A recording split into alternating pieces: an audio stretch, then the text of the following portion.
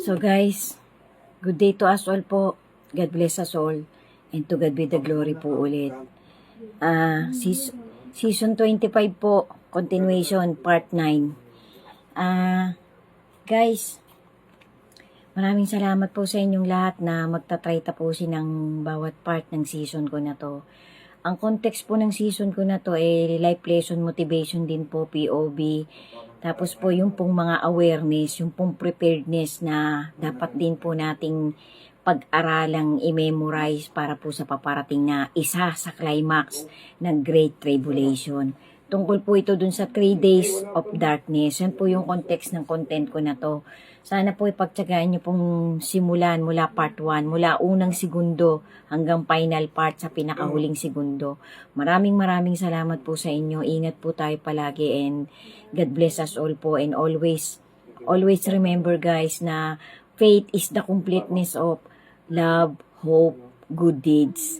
Yan po ang ating isabuhay palagi. Yan po ang ating ipakita sa ating Creator habang may lakas pa po tayo, habang malinaw pa po ang pag-iisip natin, habang may panahon pa po tayo, magtanim na po tayo ng magtanim ng good deeds na pwede nating baunin, na inililista po dun sa libro ng buhay, na hari nawa po isang araw lahat tayo sama-samang magkikita dun sa eternal na reward sa atin ng ating Panginoon. Amen.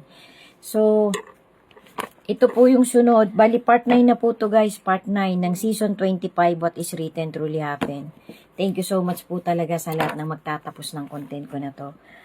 So, Three Days of Darkness, point number 2. Gather your family around you during the 3 days of darkness. Explain to them what you know and read your holy scripture with them. Pray together for protection. Stay in prayer. Pray for protection as much as possible. Wait for the all clear within the daylight returns, until the daylight returns.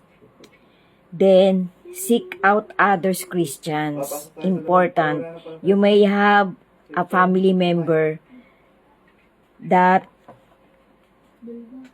very close to our Creator, to our Lord Jesus, disappear sometime during the first day of darkness.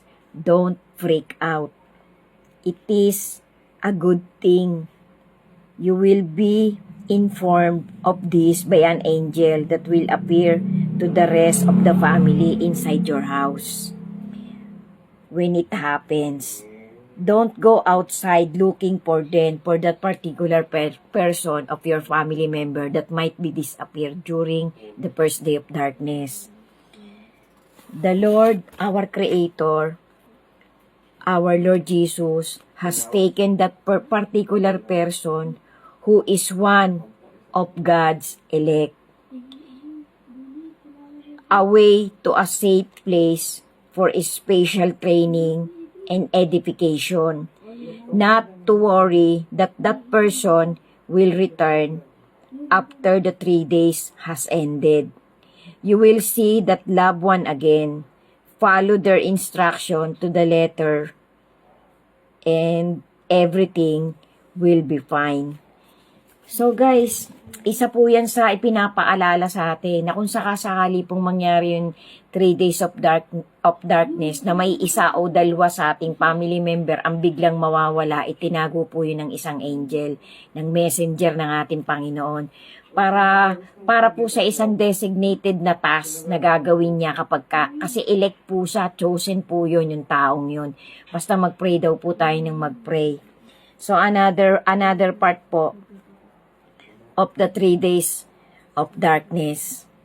The harvest begins, but not the rapture yet. Hindi pa po ito yung rapture. Kasi sa kalagitnaan po kasi ng tribulation, saka po magra-rapture, saka po iaangat yung mga mapipili talaga. This will be a very busy time for the elect of the bride of Christ to begin to bring in all these lukewarm Christians that were clueless about Jesus' plans. It will also be a time to win lost souls for Jesus. A special group of multiple thousands of chosen Christians called the elect will begin roaming all over the earth supernaturally to start winning people to Christ. So, yan na po yung ongoing. Mangyayari na po yung ongoing. Habang nagkakaroon po ng ikinakalat na po yung mga angel, guys, magkakaroon na po ng calling. They will be sent out and work in groups of 2. This elect will also be assisted by millions of God's warrior angels. Excuse me po. That will be stationed on earth for this particular harvest period. These angels will afford protection and logistics for these new people being saved and brought into the kingdom. These new Christians that are being saved will be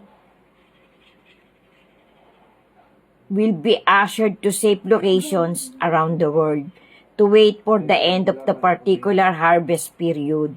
This harvest period will probably last 40 to 50 days. The exact number of days is up to the Father of our Creator, and has not especially been revealed to the messengers, to the angels. The special elect member of the bride will be impervious to any and all of Satan's attacks. So, yun pong mga napipili, guys, na mga tao na parang tinitrain po sila during that particular 3 days of darkness ng mga angel, ng mga messenger. The special elect members of the Christ Christians will be impervious to any and all of Satan's attack while they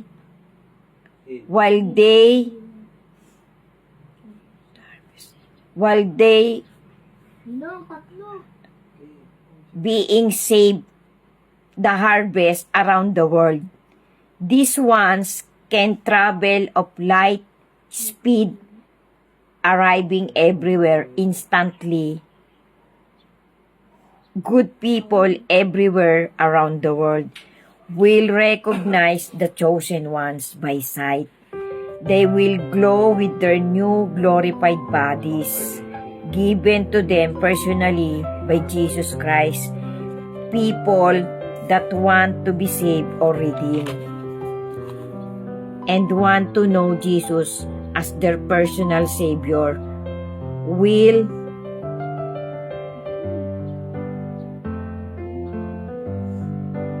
flock to these elect ones, the people that want it will be ministered to at that time and believe to receive Jesus. These elect are untouchable by the enemies of God. They can go anywhere and do anything. They cannot be stopped by walls, fences, bullets, or bombs. They can reach out to any person no matter where they might be kept or imprisoned. These elect have a very specific job to do and a limited amount of time to do it. They are on a mission for God and nothing will stop them from accomplishing it to God's full contentment. So, isa po yung reminder, guys, sundan nyo pa po na itong mga pinipiling mga tao po ay bibigyan po talaga ng Panginoon ng isang task na kailangan nilang gawin during the tribulation. Yung iba po doon, family members natin. Sundan nyo pa po, guys. Sana po nakakapagtawid talaga ako sa inyo ng maliit na awareness para sa ating lahat, para po sa pagpasok ng climax ng Great Tribulation. To God be the glory po. God bless us all po, and thank you po for watching. Sundan nyo pa po yung kasunod. Amen.